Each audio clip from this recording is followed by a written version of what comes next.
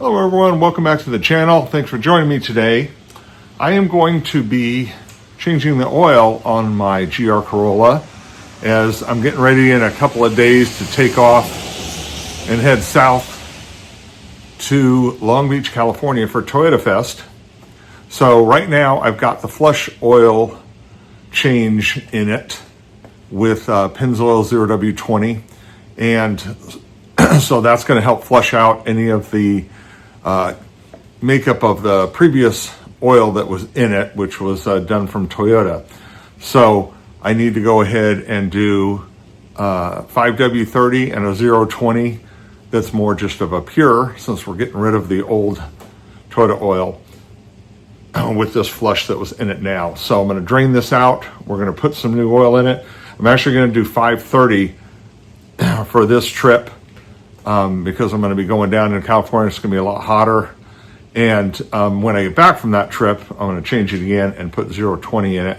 And then we'll get our results from both of those the next time I do the oil change after that. So then I'll be switching over to Pennzoil, and we're going to compare both 020 and 530 in the Pennzoil Ultra Platinum and the Pennzoil Signature Series. So that's where we're at right now. So I'm going to go ahead and get this lifted up so we can get it draining and go from there. Let me show you what I got for today. Have a jug or Ultra Platinum in 530. I've got both. Oops, sorry about that. Got both an N1 and an F1 oil filter.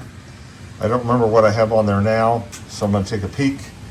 And I think I verified last time that the F1 would fit, but I'm going to double check that. So got a wrench for the oil drain plug. Got the wrench for that to get the old filter off. Some gloves, got a rag, and I'm going to do this on my lift, so I will go ahead and use my oil drain bucket there for that. So first thing I need to do is loosen that. Still got to put my engine cover back on. It's sitting over there on my cart. Remember to put that back on here before I leave. And so we've got that. Let's get it up and let's get the oil draining. One thing I forgot to mention was I also have my test kit from Speed Diagnostics that I will take a sample of this flush oil change, and I'll be sending it in to them so that Lake can go ahead and look at that and see what we're seeing with that. And then I'll send a sample of this in. I'll actually do that at the same time because here in another week and a half, I'll change it again because I'll have enough miles on it for the testing. So here is my sample bottle here. So we'll get a little bit of oil when we start draining it and put it in this. This is the first time I'm going to have changed the oil with the Racer X skid plate on. So this has two bolts. This piece right here comes out to get to the drain pan plug. And then right here, it's got two so you can get to the oil filter. So I'll see how the access is with that.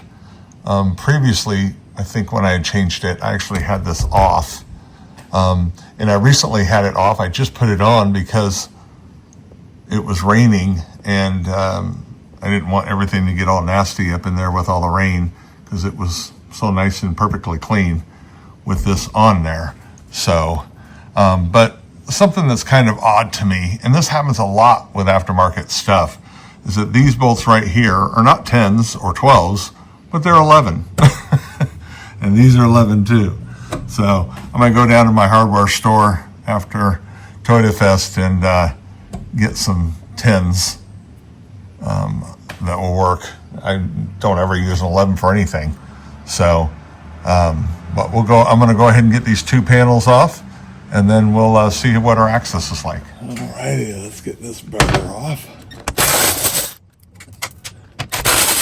Got the lock washers, but I dropped the regular washer on both.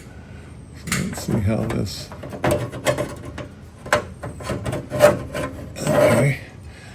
I see how he did it.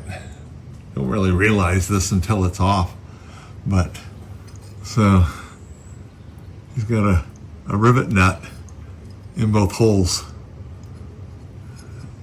And then that's placed on top. So, but it's nice because he's actually got the stats on 14 millimeter for a drain plug, and it's 30 foot-pounds for your torque. See if I can do it without, I was gonna say without dropping that. Nope. Hey, first one actually didn't drop. Got here. It's kind of cool how they, and actually I could probably do just that, just kind of slide it up out of the way. So, okay, yeah, oh, there's the filter. Without this, there's plenty of room, obviously, to put the F1 filter on there. And in fact, that's what I have on there right now, is an F1. So, so yeah, even with the longer filter, that will fit, and it should have enough access, definitely to tighten it, but then to get it loose also. So let me get the oil draining, and then I'm going to go inside and get some lunch. I'll show you real quick. So there's the drain plug, so you can see how nicely it's positioned. And since it comes this way, it should have good clearance there and not make a mess. And then there is the oil filter, and you can see with the longer one even how much space there is. Get my hand up there nicely. So whether you're using the N1 or the F1, if you want to use the longer filter, you're good either way. And there you can see the clean oil dripping out, so helps flush out the little bit of old oil that gets caught up in there. I want to point out one thing that you always want to check. You can see the washer right there. So what I always do is I just use this. So one thing that I figured out pretty quick here is that with the F1 and the skid plate, there's not enough room to get your ratchet into the side. This isn't deep enough that way. But if you have a 24 millimeter wrench, then you are golden. So I think with the N1, there will be enough room for a ratchet.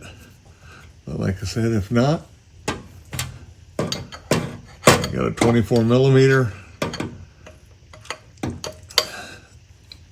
then you will be just fine. You know, the hardest thing about this is the camera. The camera is always in the way. You guys don't realize the sacrifices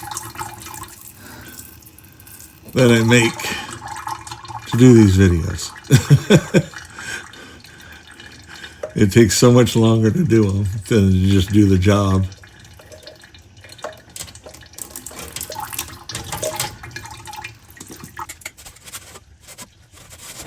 You know, this would probably be an excellent time now to actually put the Fumoto valve there, because with the skid plate it protects it.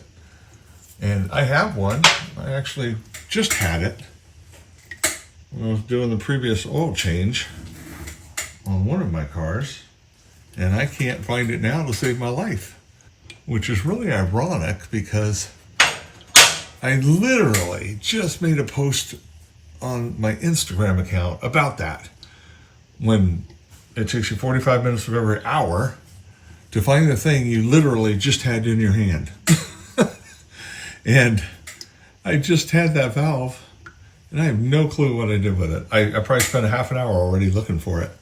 This skid plate is so easy to take off. It just only takes a couple minutes, and Makes me think about it just so I can get in there and wipe everything off.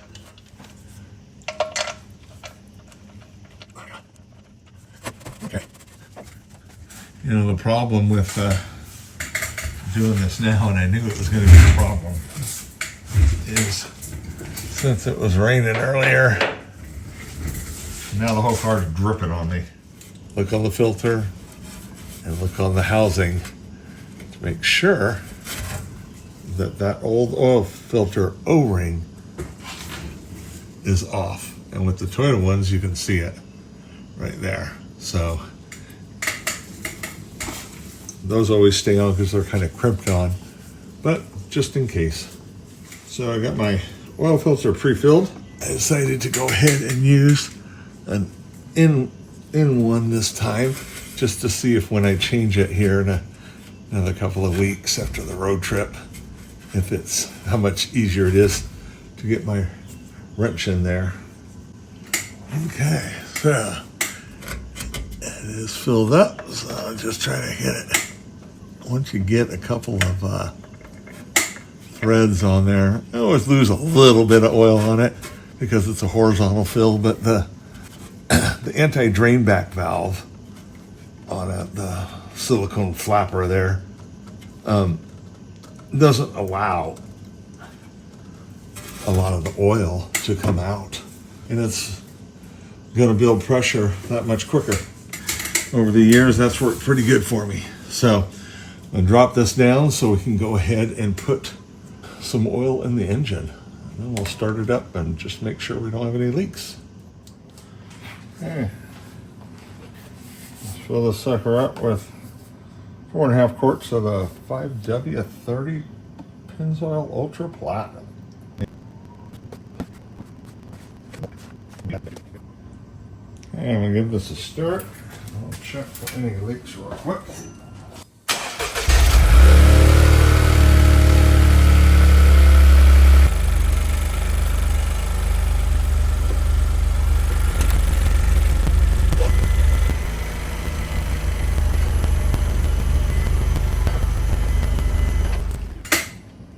Okay, I ran the car. No leaks or anything like that.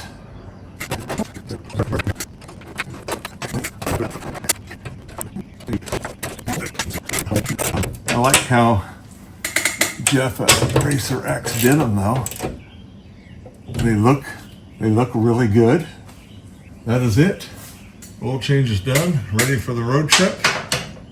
Hopefully you guys are excited about seeing some of the results on both this car and my 09 Turbo Corolla. Doing the same oil routine on both of them. So we will see what happens. And so this one just went through its first change with Pennzoil Ultra Platinum 020. So, and that's kind of the flush oil change. This is the first pure sample that we'll get. And this is the 530, and when I get back, I'm going to change it again, and I'll put 020 back in it, and we'll see how that does in comparison. So you guys are excited about it, seeing some results, seeing if there's any noticeable difference between the oils and what this engine likes. Hey, let me know in the comments what you think of this. And questions, comments, anything like that, please like, subscribe, and share that we're doing this oil analysis comparison and stuff. So like I said, it will take a little while, but we're getting there. So thanks for joining me, guys, and until next time, we'll see you down the road, which in this case is going to be a couple weeks from now. We'll be doing this again. So have a good one, guys. Appreciate it. Take care.